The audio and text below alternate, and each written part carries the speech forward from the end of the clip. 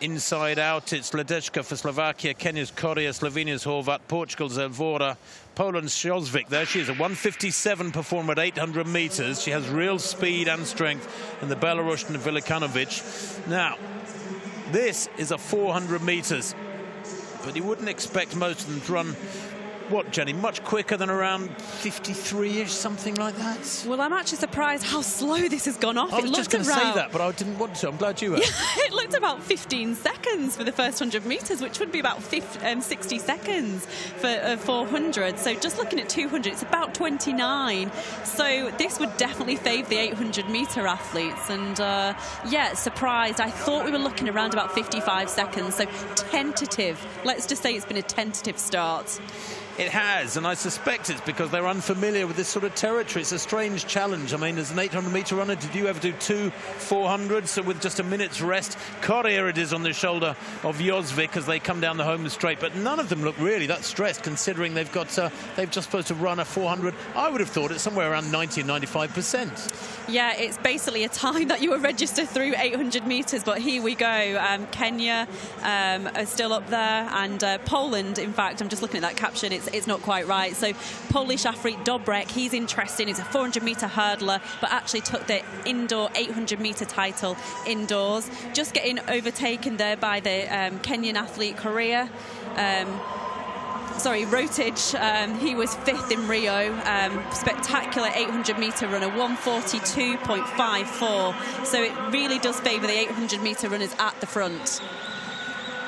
Well, again, I'm a little surprised at the lack of urgency in these men on their first leg. Easy to say from up here, but they are the ones who can judge it best from down there. It's a cold night as well, the Kenyan athlete Korea takes over in the lead very marginally from Jozvik of Poland, and they have got a handover again to their male compatriots who will run their second leg. That will be the final leg, of course, as they go into the back straight.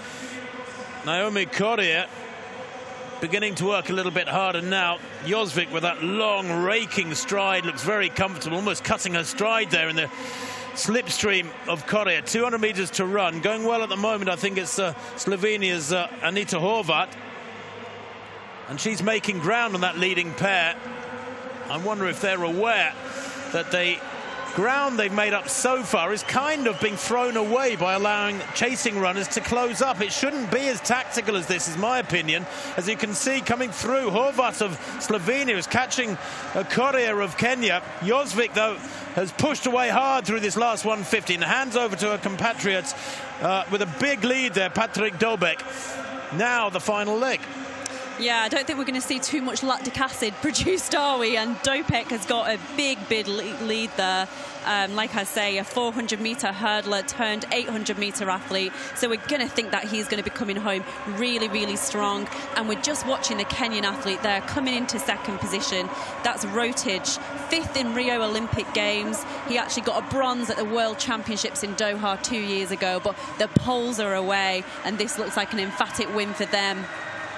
Well, Dobek is 7 times a Polish champion at 400-metre hurdles, and they are tough fellas, the 400-metre hurdlers. It's a very, very vicious event, and he's working hard here to stay clear. There's chasing going on behind. Vicious chasing from Cheriot Rotich. He gets second place there, but he doesn't have time to close up on Dobek. Poland take the win from Kenya. And in second place there, in third place rather, was Slovenia.